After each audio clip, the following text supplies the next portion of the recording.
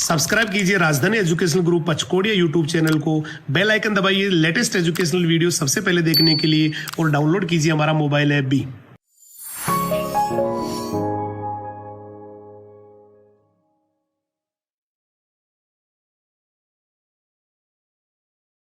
जय हिंद, जय राजधानी। कैसे हैं आप सभी? मैं आप सभी का बायोलॉजी मेंटर एक बार फिर से आपके राजधानी एजुकेशनल ग्रुप के यूट्यूब चैनल पे आपका हार्दिक स्वागत करता हूं। चलिए स्टार्ट करते हैं आज के लेक्चर को। In this particular lecture we are going to study about the different types of terms which are related with the heart and as well as we will discuss about the lymphatic system, different types of blood pressure and as well as the blood vessels. हम इन सभी basic topic को इस lecture में cover करने वाले हैं, लेकिन फ्यू सेकेंड्स के लिए मैं आपको ये बता दूं इस लेक्चर को स्टार्ट करने से पहले कि हमने प्रीवियस लेक्चर में क्या स्टडी कर लिया है। देखिए, हमने प्रीवियस लेक्चर में डिफरेंट टाइप के हार्ट साउंड के बारे में देखा था और हार्ट का जो कंडक्शन सिस्टम होता है, जो चालनी तंत्र होता है हृदय का, उसके अलग अलग प्रकार के कंपोनेंट के बारे में हमने स्टडी किया था। और अलग अलग प्रकार के कंपोनेंट के बाद हमने वहां पे कार्डियक साइकिल को भी स्टडी किया था। कार्डियक साइकिल यानी हृदय चक्र के जो भी फेजेस होते हैं, जो भी स्टेप्स होते हैं, उसको एक सिंगल डायग्राम के माध्यम से हमने क्या किया था, स्टडी किया था। उसके बाद मैंने आपको ईसीजी कर्व, ईसीजी मतलब इलेक्ट्रोकार्डियोग्राम जो होता है, उससे किस तरह से हार्ट का जो है इलेक्ट्रिक एक्टिविटी हम मेजर करते हैं, उसका एक आपको प्रॉपर ग्राफ भी प्रोवाइड किया था। इन सभी बेसिक पॉइंट को डिस्कस कर लिए थे हम प्रीवियस लेक्चर में, and in this particular lecture हम इसी ही जो है प्रीवियस लेक्चर को ही क्या करने वाले हैं, कंटिन्यू करने वाले हैं। आज हम पढ़ेंगे किसके बारे में? पहले इस लेक्चर को स्टार्ट करने वाले हैं कुछ एक स्पेसिफिक टर्म्स से, ठीक है। और ये जो स्पेसिफिक टर्म्स होते हैं स्टूडेंट, ये किससे बिलोंग कर रहे हैं? मैंने कहा ये हार्ट से ही बिलोंग करते हैं, जिसके बारे में हमें पढ़ना है। देखिए, स्पेशली अगर हम यहाँ पे टू टर्म्स की बात करें जो कि प्रीवियस लेक्चर से ही रिलेटेड होते हैं, मैंने कहा देखिए यहाँ पे फर्स्ट टर्म है, आपको दिखाई दे रहा है डायस्टेसिस, ठीक है। ये डायस्टेसिस का प्रोसेस क्या होता है, डायरेक्टली क्वेश्चन आपको मॉड्यूल्स में देखने को मिल सकते हैं कि डायस्टेसिस क्या होता है। देखिए, डायस्टेसिस को आप किस तरह से डिफाइन कर सकते हैं, तो मैंने कहा after rapid inflow the speed of the blood received by the auricle is exactly same as the speed of the blood moves into the ventricle from the auricle. देखिए, आपको यूं तो ये स्लाइड जो है कंप्लीटली जो है इंग्लिश में दिखाई दे रहा है, लेकिन मैं एक सिंगल टर्म को हिंदी में भी एक्सप्लेन करने वाला हूं। देखिए, यहां पर डेफिनेशन प्रोवाइडेड है किस प्रोसेस के बारे में, कि ये डायस्टेसिस क्या होता है। यहां पर बोला है कि अगर हार्ट में क्या हो, रैपिड इनफ्लो होता है। क्या होता है? मैंने कहा अगर हार्ट में रैपिड इनफ्लो होता है तो ये रैपिड इनफ्लो जो है किसका होगा? मैंने कहा यहां पर रैपिड इनफ्लो की बात कर रहे हैं किसका? मैंने कहा ब्लड का, ठीक है। मतलब जब रक्त जो है बहुत ही तीव्रता के साथ अगर हार्ट में क्या करे, एंटर करे, प्रवेश करे, तो क्या होने वाला है? तब उस कंडीशन में क्या देखा जाता है कि the speed of the blood मतलब ये है कि जो ब्लड का जो स्पीड होता है, किस टाइम की बात कर रहे हैं, किस कंडीशन की बात कर रहे हैं, कि जब ब्लड जो है उसका रैपिड इनफ्लो हो रहा है हार्ट में, और साथ साथ हम ये कह रहे हैं कि उस time the speed of the blood, वो जो ब्लड है उसकी गति की बात करें, जिसे किसने एक्सेप्ट किया? मैंने कहा जिसे आलिंद ने, ऑरिकल को क्या कहते हैं? आलिंद कहते हैं। तो तेज प्रवाह के दौरान ब्लड के इनफ्लो के टाइम अगर हम ब्लड की स्पीड की बात करें, उस स्पीड की बात करें जिसे जो है ऑरिकल रिसीव करता है, जिस ब्लड को ऑरिकल रिसीव करता है उसके स्पीड की बात करें, तो उसके लिए कहा जाएगा कि उसका जो स्पीड होता है ब्लड का, तो वो बिल्कुल एग्जैक्टली इक्वल होता है किसके? मैंने कहा ये जो है एग्जैक्टली इक्वल होता है उस ब्लड के जो है स्पीड से, जो कि कहां से कहां एंट्री करते हैं। मैंने कहा जो है मूव्स होते हैं किसमें? मैंने कहा ये नीले में आते हैं। कहां से? मैंने कहा ये ऑरिकल के द्वारा या फिर ऑरिकल से ये वेंट्रिकल्स में आते हैं। उस पर्टिकुलर ब्लड का जो स्पीड होता है वो किसके बराबर होता है? मैंने कहा ऑरिकल के द्वारा रिसीव किए गए ब्लड के क्या होता है? इक्वल होता है। तो इन दोनों ही speed of blood two condition में ये क्या देखे जाते हैं? इक्वल देखे जाते हैं। और इसी प्रोसेस को हम क्या कहते हैं? डायस्टेसिस कहते हैं, ठीक है। हमने यहां पे डायस्टेसिस को डिफाइन किया, बिल्कुल बेसिक सा टर्म था। अब देखिए, नेक्स्ट आपको दिखाई दे रहा है स्ट्रोक वॉल्यूम, और यहां से तो बहुत बार जो है क्वेश्चन जो है आ भी चुका है प्रीवियस पीएमटी मेडिकल एग्जाम में, कि स्ट्रोक वॉल्यूम का मेजरमेंट कितना होता है, इसकी वैल्यू क्या है, स्ट्रोक वॉल्यूम के बेसिस पे हम जो है कार्डियक आउटपुट कैसे फाइंड करते हैं, हम इन सभी चीजों के बारे में में अब स्टडी करने वाले हैं। देखिए यहाँ पर वेरी फर्स्ट पॉइंट क्या है, स्ट्रोक वॉल्यूम को डिफाइन किया गया है। इसको जो है इस प्रकार के आयतन को परिभाषित किया गया है, इसको डिफाइन किया गया है। और इसमें क्या लिखा हुआ है, इसमें लिखा है in each heart beat approximate 70 ml of blood is pumped, है ना। और इसी ही क्या कहते हैं, स्ट्रोक वॉल्यूम कहते हैं।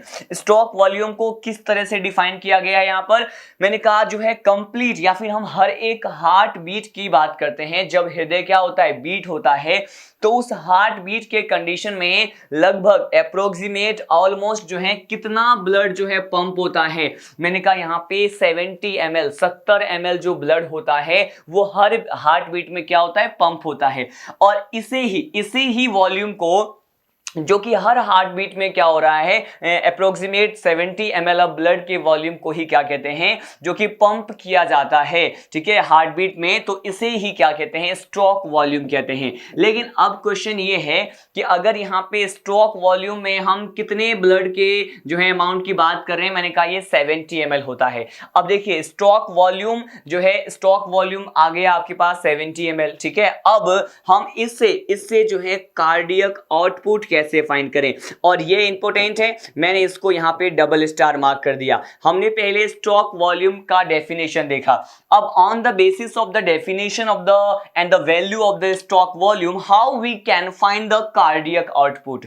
कार्डियक आउटपुट को जो है फाइंड करने का, इसको निकालने का जो है एक सिंपल सा फॉर्मूला होता है जो आपको पता होना चाहिए। यहां पे आप देख रहे हैं गिवन है कि cardiac output is equal to heart beat rate, ठीक है। जितना हार्ट बीट रेट होता है, मतलब जिस दर से हृदय बीट करता है, धड़कता है, अगर हम उसमें मल्टीप्लाई कर दें किसको, ये जो स्ट्रोक वॉल्यूम हमने फाइंड किया है, जो कि हर हार्ट बीट में जो ब्लड होता है, पंप होता है जितने अमाउंट में, वही स्ट्रोक वॉल्यूम होता है। इस स्ट्रोक वॉल्यूम को हमें मल्टीप्लाई करना है किससे, मैंने कहा हार्ट बीट रेट से क्या करना है, हमें मल्टीप्लाई करना है। तो मल्टीप्लाई करने से क्या आ जाएगा, मैंने कहा यहां पर हमारे पास कार्डियक आउटपुट आ जाएगा। सिंपली सी बात है, आपको पता है यहाँ पे अगर हम पर मिनट हार्ट बीट की बात करते हैं, तो हम इसमें पर मिनट की बात कर रहे हैं, तो यहाँ पे क्या आ गया, हमने हार्ट बीट को पर मिनट मेजर किया है 72।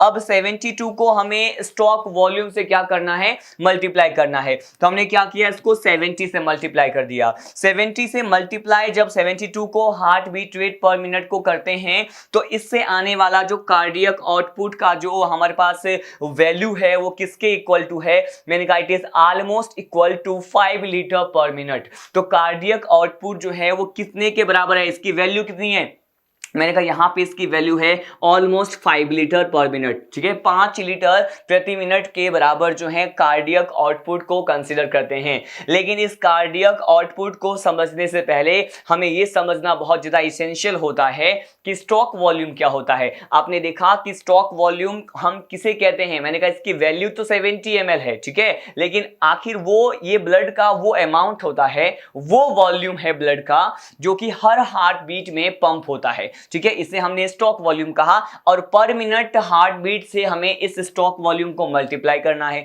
जैसे ही हम मल्टीप्लाई कर देंगे तो हमारे पास कार्डियक आउटपुट आ जाएगा, और मल्टीप्लाई करने के बाद ये 5 लीटर पर मिनट आएगा इसकी वैल्यू, ठीक है। हमने यहाँ पे कुछ एक स्पेशल टर्म के बारे में क्या किया, स्टडी किया, that was related with the heart, ठीक है। अब हम यहाँ पे बिल्कुल नए टॉपिक की तरफ बढ़ते हैं। अब आपको दिखाई दे रहा है यहाँ पे फर्स्ट ऑफ ऑल क्या पढ़ेंगे, फर्स्ट ऑफ ऑल यहाँ पे हम पढ़ने वाले हैं यहाँ पे रेगुलेशन। क्या है ये, मैंने कहा it is about the regulation of the heart beat. ये जो हार्ट बीट का जो प्रोसेस है कि हार्ट जो बीट करता है, हृदय धड़कता है, तो इसे जो है किस प्रक्रिया के द्वारा, या फिर ऐसे कौन से स्पेशल स्ट्रक्चर हैं, फिनोमिना हैं जिसके द्वारा इस हार्ट बीट को रेगुलेट किया जाता है, अब हम ये डिस्कस करने वाले हैं। देखिए यहां पर जो बिल्कुल बेसिक सा पॉइंट है, मैं आपको वो सभी मेथड और वो सभी पाथवे और वो प्रोसेस बताने वाला हूं जिसके माध्यम से हार्ट बीट को रेगुलेट किया जाता है, मतलब हृदय के धड़कने की जो गति है उसको नियमित किया जाता है। इसमें हम 3 बेसिक मेथड के बारे में बात करेंगे। यहां पे देखिए फर्स्ट है नर्वस कंट्रोल, ठीक है। नर्वस कंट्रोल के बाद हम केमिकल कंट्रोल के बारे में भी स्टडी करेंगे। मैंने कहा देखिए नर्वस कंट्रोल के माध्यम से हार्ट बीट को किस तरह से रेगुलेट किया जाता है।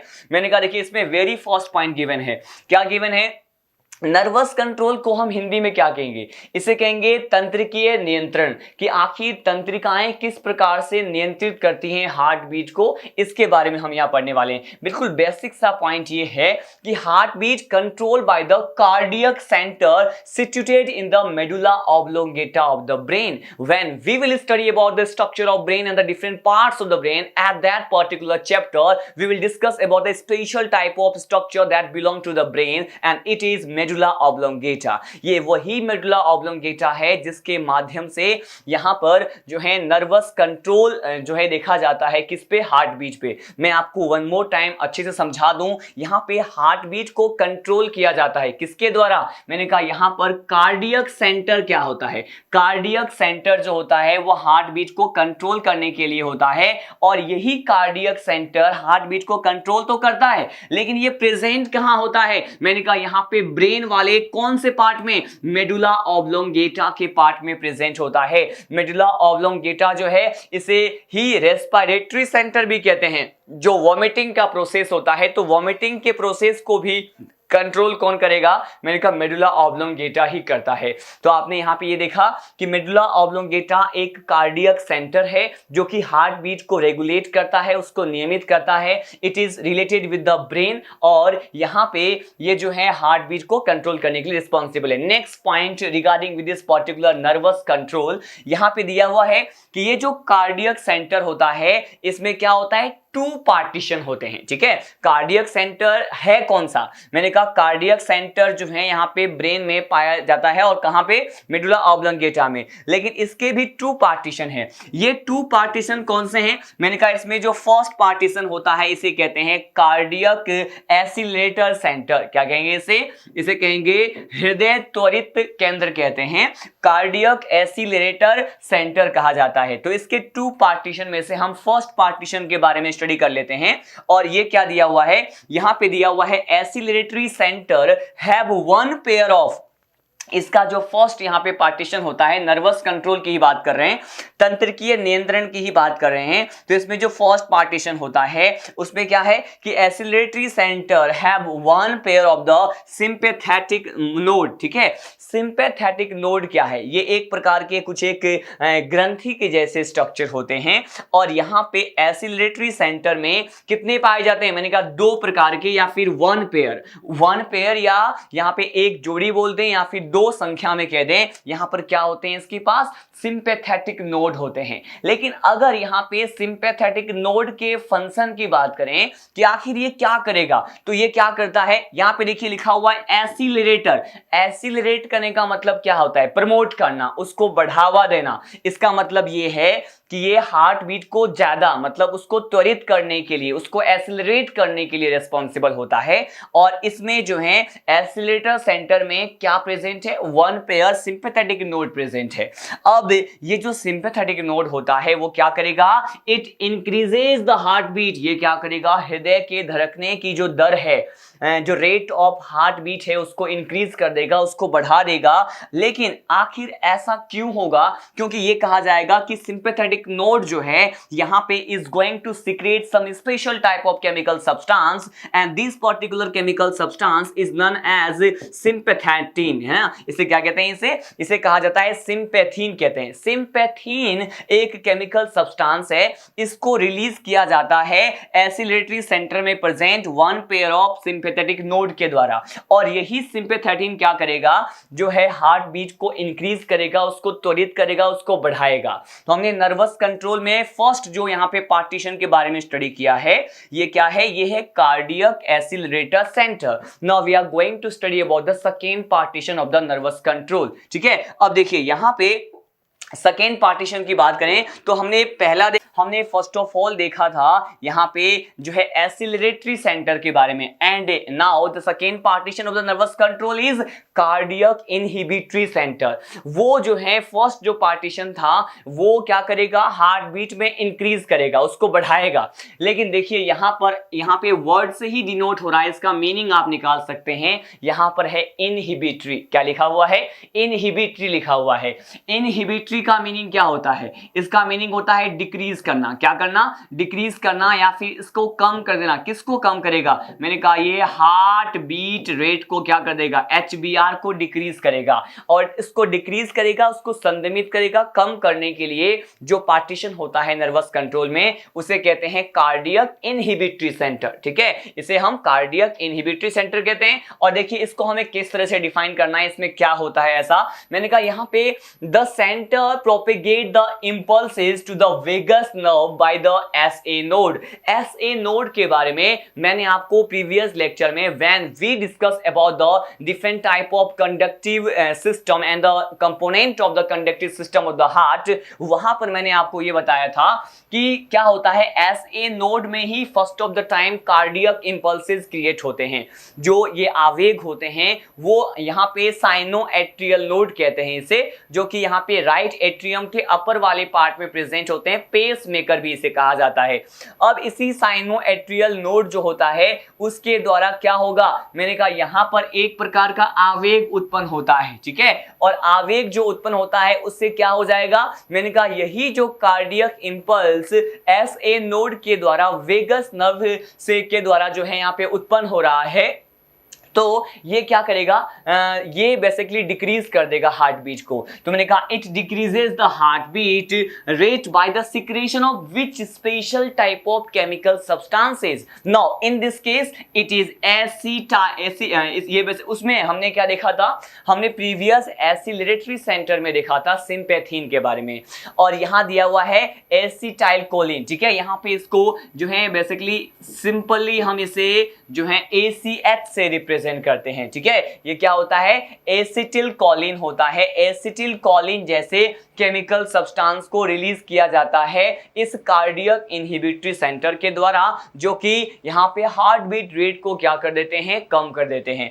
तो हमने यहाँ पे नर्वस कंट्रोल को तो स्टडी कर लिया। Now we are going to study about the hormonal control. हमने ये देखा कि नर्वस सिस्टम का क्या रोल होता है और किस प्रकार के सब्सटेंस को रिलीज करके वो जो है हार्ट बीट को इंक्रीज करता है या डिक्रीज करता है। अब हम ये देख लेते हैं कि हार्मोनल कंट्रोल किस प्रकार से होगा। देखिए हार्मोनल कंट्रोल में ऑब्वियस सी बात है डिफरेंट टाइप के एंडोक्राइन ग्लैंड की बात करेंगे, जो कि जो है स्पेशल या वेरियस टाइप ऑफ हार्मोन्स को रिलीज करके क्या करेगा?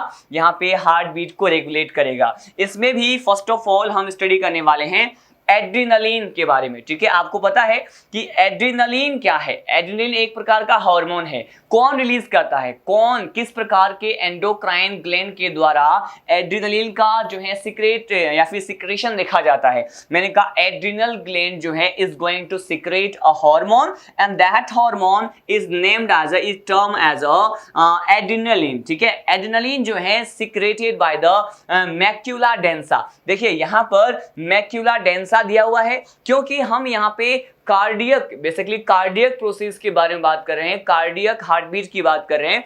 तो यहाँ पे देखिए मैक्यूला डेंसा जो होता है उससे क्या रिलीज होता है? मैंने कहा इससे यहाँ पे एड्रिनलिन रिलीज होता है। और थायरोक्सिन जो होता है, थायरोक्सिन हार्मोन भी क्या होता है यहाँ पे? रिलीज होता है। और यही इससे बेसिकली क्या होगा कि due to the secretion of the adrenaline and the thyroxine hormone, adrenaline और थायरोक्सिन हार्मोन के सिक्रेशन के बाद क्या होगा? मैंने कहा यहाँ पर इसका जो हार्ट बीट होता है वो क्या हो जाएगा? यहाँ पे हार्ट बीट जो है इंक्रीज हो जाएगा। तो हमने यहाँ पे हार्मोनल कंट्रोल के बारे में देखा। अब देखिए यहाँ पे नेक्स्ट क्या लिखा हुआ है? नेक्स्ट पॉइंट ये है कि sex hormone increase the heart beat. ठीक है, सेक्स हार्मोन जितने भी होते हैं आप जानते हैं कौन कौन से होते हैं। मैंने कहा सेक्स हार्मोन जो है all the types of sex hormone is going to increase the heart beat during the sexual processes. जो भी लैंगिक प्रक्रियाएं होते हैं उसमें सेक्स हार्मोन क्या करते हैं? जो भी प्रोजेस्टेरॉन है, टेस्टोस्टेरॉन है, ये सारे सेक्स हार्मोन क्या करेंगे? मैंने कहा ये हार्ट बीट को इंक्रीज कर देंगे। ठीक है, हार्ट बीट को इंक्रीज करने के लिए रिस्पॉन्सिबल होता है। तो हमने यहाँ पर ये देखा कि यहाँ पे regulation of the heart beat में में किस तरह से हार्मोनल कंट्रोल देखा जाता है। और हार्मोनल कंट्रोल से पहले we have already discuss about the which type of control. मैंने कहा यहाँ पे हमने कार्डियक इनहिबिटरी सेंटर के बारे में देखा और उससे पहले जो नर्वस कंट्रोल के पार्टीशंस होते हैं उसके बारे में हमने स्टडी किया था। तो नर्वस कंट्रोल के बारे में हमने स्टडी किया और हार्मोनल जो है किस तरह से कंट्रोल देखा जाता है यहाँ पे हार्ट बीट के ऊपर कि किस तरह से हार्ट बीट को डिक्रीज करेगा इंक्रीज करेगा। तो टू टाइप्स ऑफ कंट्रोल के बारे में स्टडी किया। अब हम यहाँ पे केमिकल कंट्रोल के बारे में स्टडी करने वाले हैं। देखिए केमिकल कंट्रोल में कौन से स्पेसिफिक पॉइंट आपको लर्न करना है।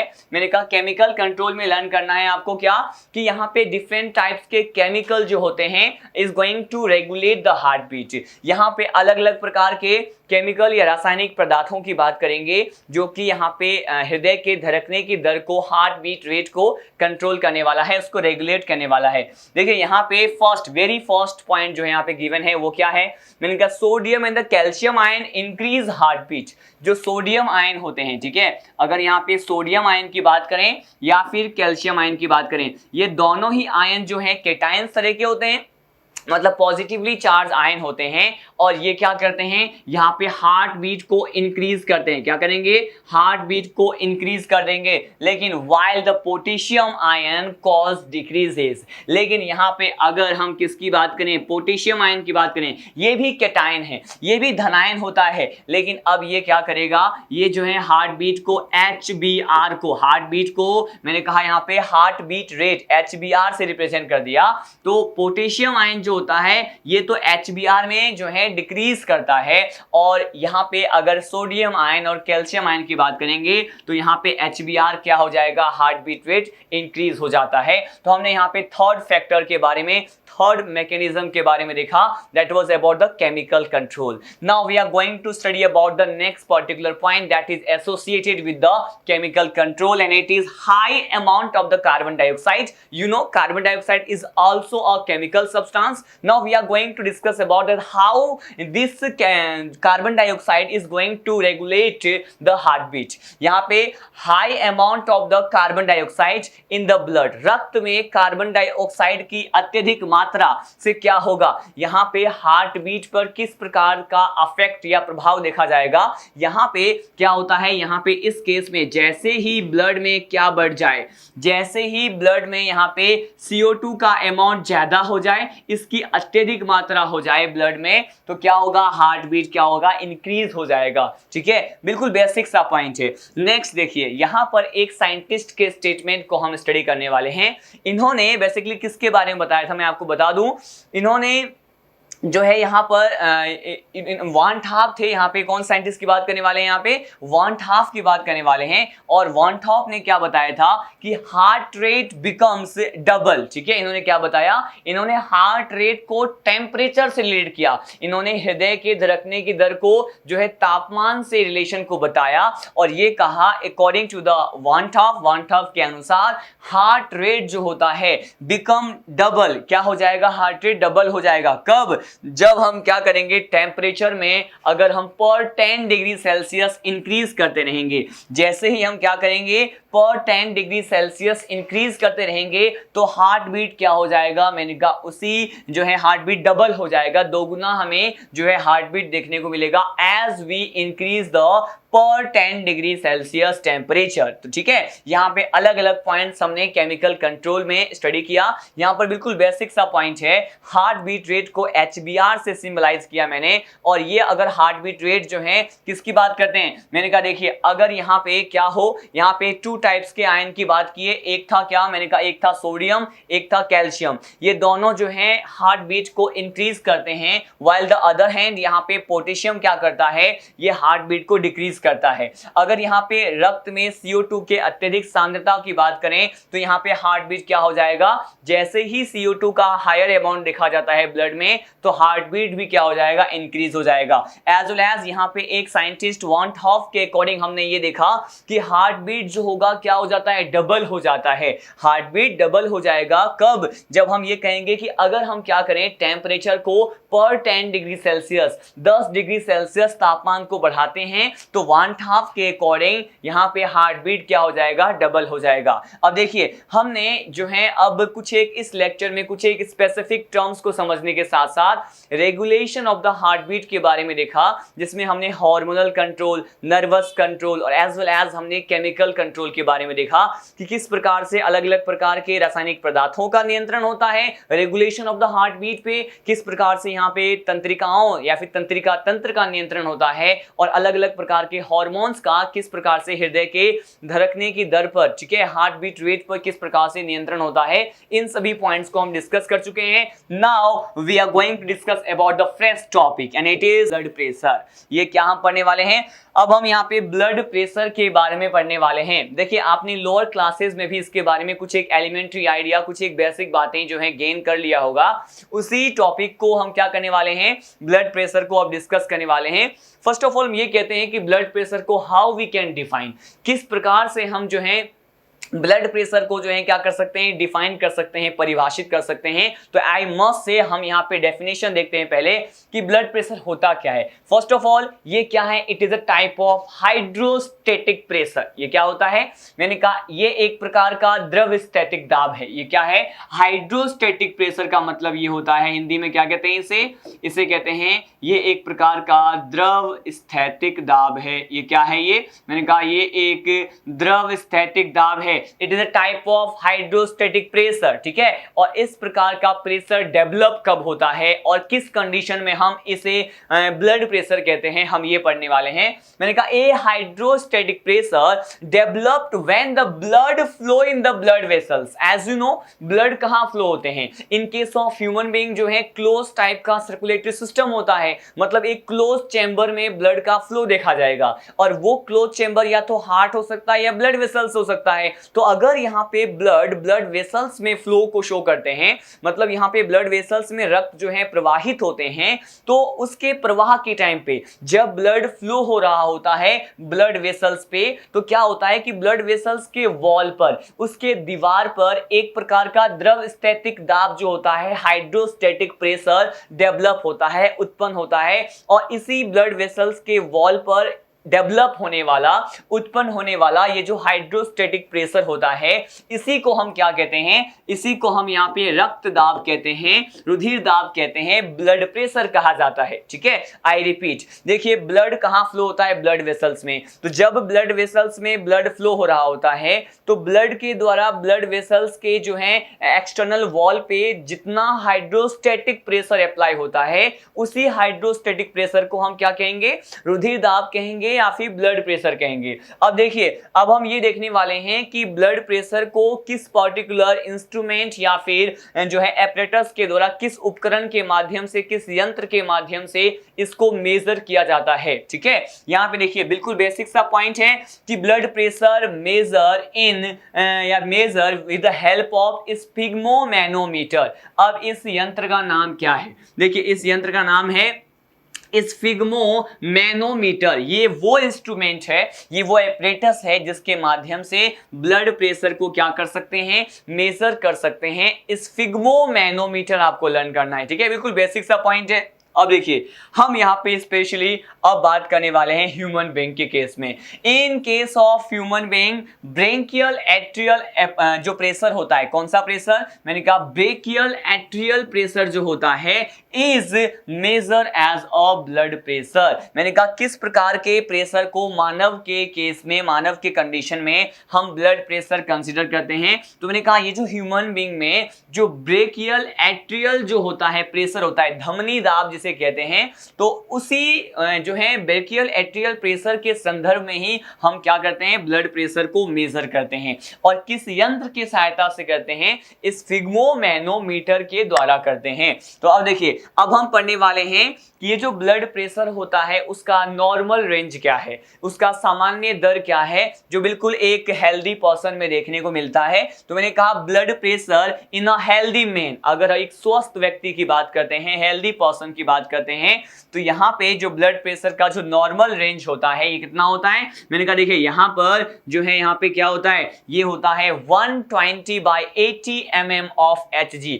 mm of Hg जो है वो ब्लड प्रेशर मतलब दाब को जो है रिप्रेजेंट करने के लिए यूज में लिया जाने वाला क्या है, एक तरह का यूनिट है, एक इकाई है कि ब्लड प्रेशर को यहाँ पे mm ऑफ Hg में क्या करते हैं, रिप्रेजेंट करते हैं। और वो जो कॉमन या फिर नॉर्मल रेंज होता है ब्लड प्रेशर का किसी भी हेल्दी पर्सन में, ये कितना होता है, मैंने कहा देखिए यहाँ पे जो मैक्सिमम लिमिट होता है वो होता है 120 एंड द मिनिमम होता है वो कितना होता है, 80 होता है। लेकिन ये मैक्सिमम और मिनिमम जो है एक्चुअली में ये क्या है, हार्ट के कॉन्ट्रैक्शन और रिलैक्सेशन से रिलेटेड है। इसके बारे में भी हम यहाँ पे आने वाले टॉपिक्स में डिस्कस करने वाले हैं कि सिस्टोलिक डायस्टोलिक प्रेशर होते हैं और किस प्रकार से इसको मेजर करते हैं, हम इसके बारे में डिस्कस करेंगे। बट स्पेशली यहाँ पे आपको क्या लर्न करना है कि अगर हम if we talk about the healthy person, तो उस हेल्दी पर्सन में जो ब्लड प्रेशर का नॉर्मल रेंज होता है वो क्या होता है, 120 to 80 mm ऑफ Hg होता है। ठीक है,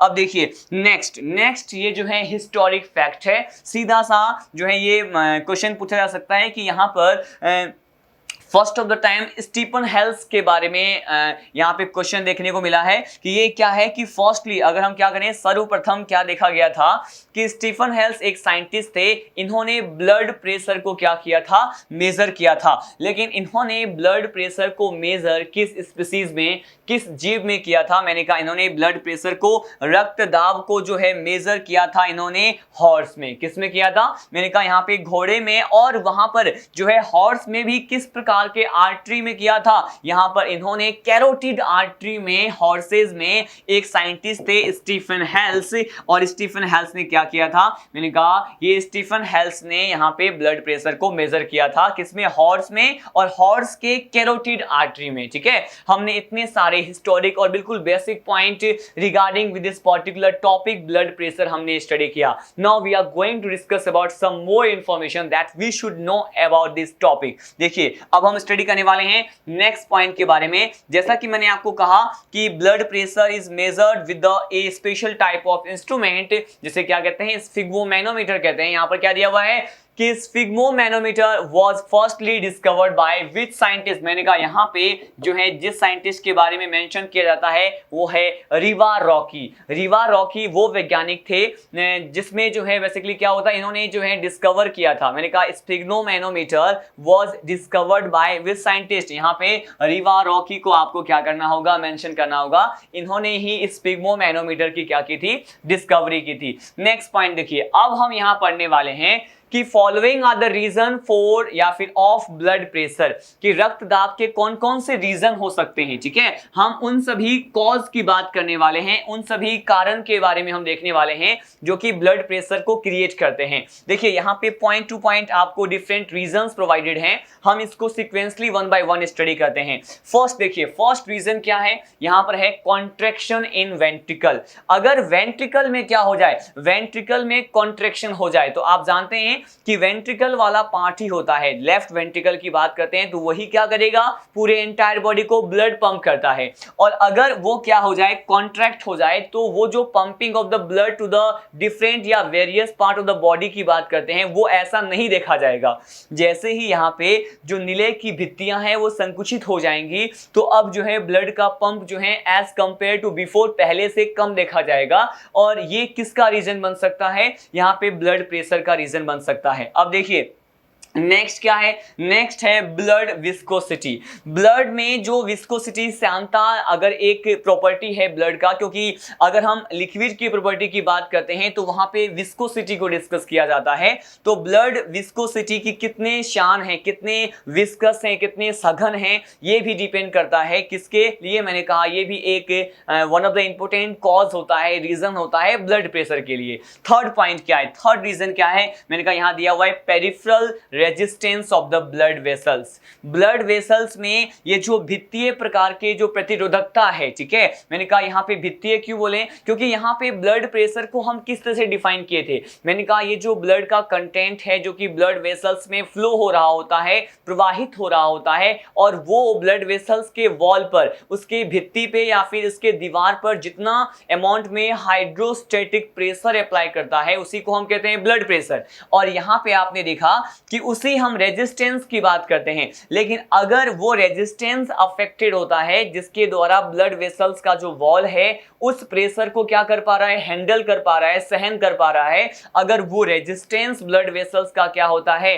अफेक्ट होता है, प्रभावित होता है, तो यहाँ पे ये भी एक कॉज हो सकता है, रीजन और कारण हो सकता है किसके लिए, रुधिर दाब के लिए, ब्लड प्रेशर के लिए। ठीक है, अब देखिए हम अब डिस्कस करने वाले हैं और कुछ एक इंपॉर्टेंट फीचर इसी ब्लड प्रेशर के बारे में। मैंने आपको एक नॉर्मल रेंज प्रोवाइड किया था 120 to 80 mm ऑफ Hg। तब मैंने कहा था एक मैक्सिमम लिमिट है, एक मिनिमम लिमिट है, और इन दोनों का ही रिलेशन जो है हार्ट के कॉन्ट्रैक्शन और रिलैक्सेशन से होता है। तो यहाँ पे देखिए हम ब्लड प्रेशर को पढ़ने के लिए अब क्या करने वाले हैं, इसको मेजर करने के लिए टू फेजेस में क्या करते हैं, इसको डिवाइड कर देते हैं। तो ब्लड प्रेशर जो है उसको मेजर करने के लिए हम इसको टू फेजेस में डिवाइड कर सकते हैं, या फिर ये कहें कि दो प्रावस्थाओं में हम इसे क्या कर सकते हैं, डिवाइड करके स्टडी कर सकते हैं। ठीक है, अब देखिए ये टू फेजेस कौन से होते हैं, हम एक बार ये डिस्कस कर लें। देखिए ये जो टू फेजेस होते हैं हम इसमें क्या क्या स्टडी करेंगे, ब्लड प्रेशर को टू फेजेस में स्टडी करते हैं। ये क्या है,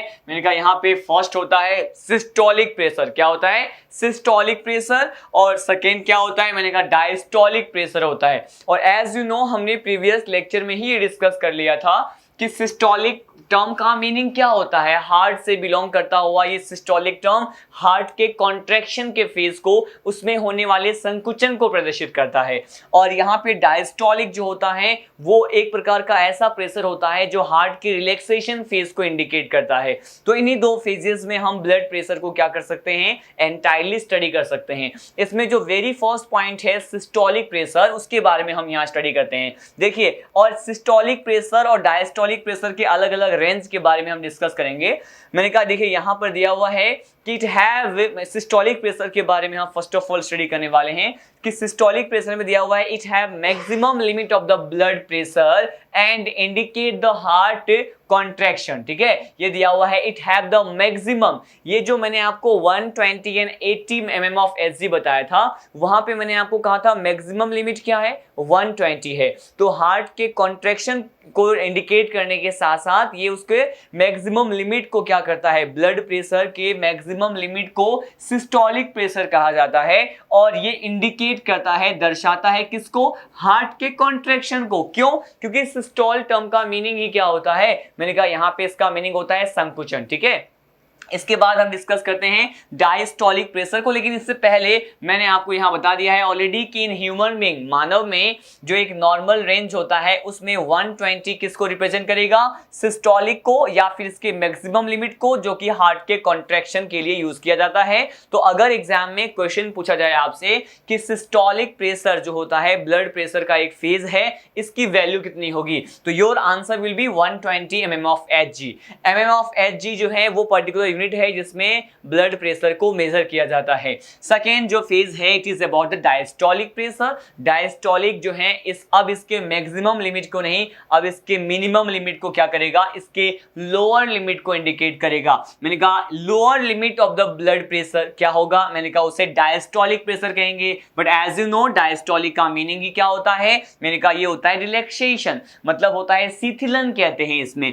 तो बेसिकली इसे रिलैक्सेशन फेज जो होता है वो इंडिकेट करता है जिस ब्लड प्रेशर के फेज को वो सेकेंड होता है, जिसे कहते हैं डायस्टोलिक प्रेशर। ठीक है, और यहां पे अगर वैल्यू की बात करें, but specially in case of human being, मनुष्य में इसका जो लोअर लिमिट का वैल्यू है वो 80 mm ऑफ Hg है, या फिर 80 mm ऑफ Hg होता है। अब देखिए नेक्स्ट पॉइंट को हम यहां पे क्या करने वाले हैं, डिस्कस करने वाले हैं। It is about the pulse rate. Pulse rate क्या होता है, देखिए पल्स रेट के बारे में हम यहां पे स्टडी करने वाले हैं स्टूडेंट। मैंने कहा पल्स रेट क्या है, फर्स्ट ऑफ ऑल हम इसको डिफाइन करते हैं, इसको परिभाषित करते हैं कि पल्स रेट को हम किस तरह से डिफाइन कर सकते हैं।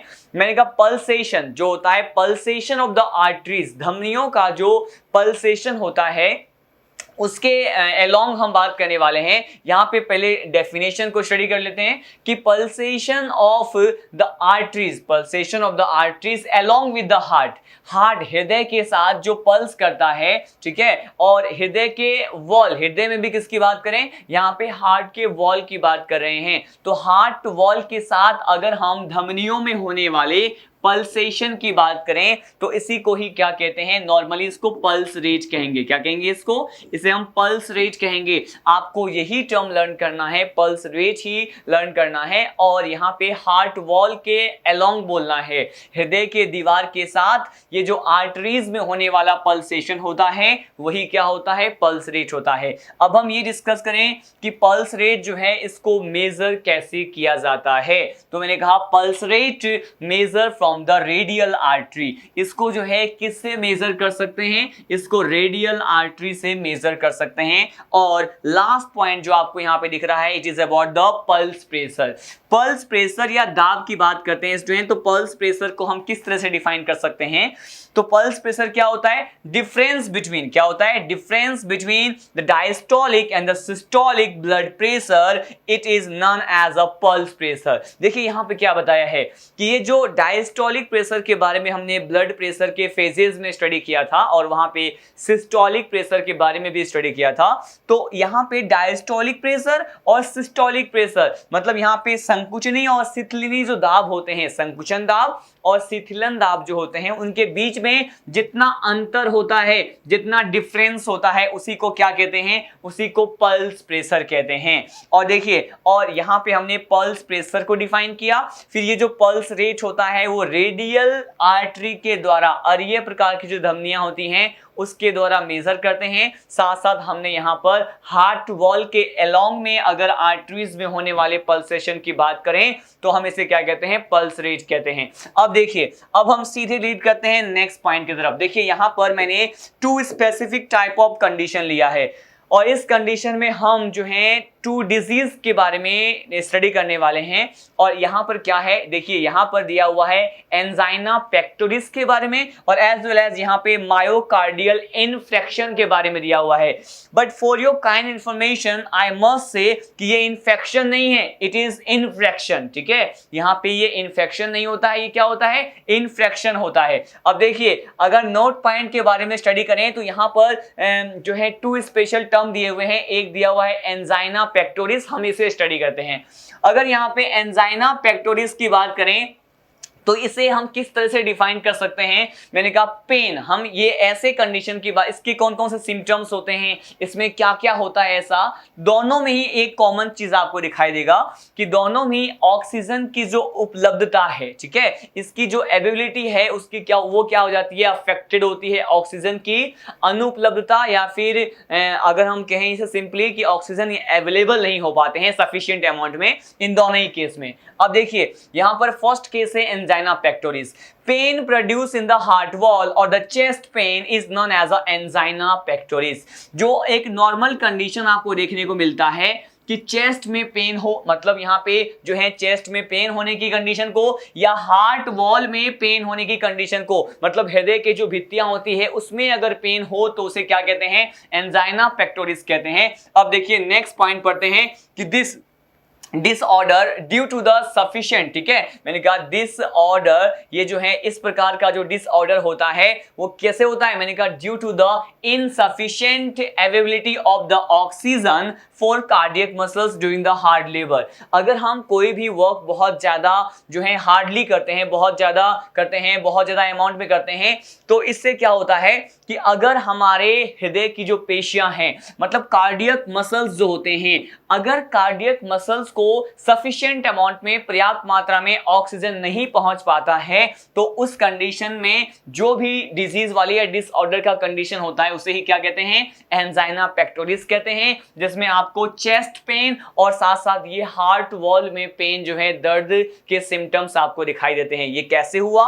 मैंने कहा यहां पे जब हार्ड लेबर के कंडीशन में जब अत्यधिक परिश्रम करते हैं हम, तो उस टाइम जो है हमारे कार्डियक मसल्स को, हमारे जो हृदय की पेशियां हैं उसको sufficient amount of oxygen available नहीं होता और इसी डिसऑर्डर को क्या कहते हैं? एंजाइना पेक्टोरिस कहते हैं। Now we are leading with the next particular note point and the next disorder, it is myocardial infarction. अब देखिए ये कैसे होता है? It is related with the cardiac muscles, it is also related with the cardiac muscle. ये भी क्या है? कार्डियक मसल से ही संबंधित है। And this disease causes by the insufficient availability of the oxygen for the cardiac muscles due to the presence of the thrombose in blood circulation. देखिए यहां पर क्या प्रेजेंट होता है, अगर ब्लड सर्कुलेशन में थ्रोम्बोज प्रेजेंट है, क्या हो, मैंने कहा थ्रोम्बोज प्रेजेंट होता है, तो यहां पे कार्डियक मसल में यहां पर इस जो है डिसऑर्डर में भी हम ये कह रहे हैं कि मायोकार्डियल इन्फ्रैक्शन में भी क्या होता है कि यहां पे सफिशिएंट अमाउंट ऑफ ऑक्सीजन जो है प्रोवाइड नहीं हो पाता है मसल्स में। इसीलिए, और क्यों, ऐसा रीजन क्यों है, क्योंकि यहां पे रीजन जो है ये है कि यहां पे थ्रोम्बिन क्या हो जाएगा, ब्लड सर्कुलेशन में प्रेजेंट होगा, तो ये जो थ्रोम्बस के प्रेजेंस में ये कार्डियक मसल को ऑक्सीजन नहीं मिल पाएगा। इससे क्या होगा, जो सिम्टम्स दिखाई देंगे या जिस डिजीज के सिम्टम्स दिखाई देंगे वो कौन सा होगा, ये मायोकार्डियल इन्फेक्शन होगा। लेकिन जो बेसिक डिफरेंस आपको इन दोनों में दिखाई दे रहा है वो क्या है, इसमें हार्ट वॉल चेस्ट पेन है और यहाँ पे जो है ऑक्सीजन जो है अनअवेलेबल होते हैं, लेकिन साथ साथ ये किस कंडीशन में होता है, ये हार्ड लेबर के कंडीशन में होता है, जब हम अत्यधिक कठोर परिश्रम करते हैं। और यहाँ पे अगर ब्लड सर्कुलेशन में क्या प्रेजेंट होता है, थ्रोम्बोज प्रेजेंट होता है, तो वो मायोकार्डियल इन्फेक्शन होता है। ठीक है, तो हमने यहाँ पे इतने सारे पॉइंट्स को आज के लेक्चर में कवर किया। In this lecture we have discuss about the diastasis, उसके बाद हमने डिफरेंट टाइप के ब्लड प्रेशर के बारे में स्टडी किया, हार्ट बीट को किस तरह से रेगुलेट किया जाता है, इन सभी प्रोसेसेस के बारे में डिस्कस किया। In the next lecture we will study about the different types of lymphatic system. यहाँ पे लिम्फेटिक सिस्टम में कौन कौन से कंपोनेंट होते हैं, हम वहां पे ये देखेंगे कि लिम्फ क्या है, लिम्फेटिक वेसल्स क्या होते हैं, और एज वेल एज हम ब्लड वेसल्स के बारे में देखेंगे कि ब्लड वेसल्स की हिस्टोलॉजी क्या होती है। तब तक के लिए जय हिंद, जय राजधानी।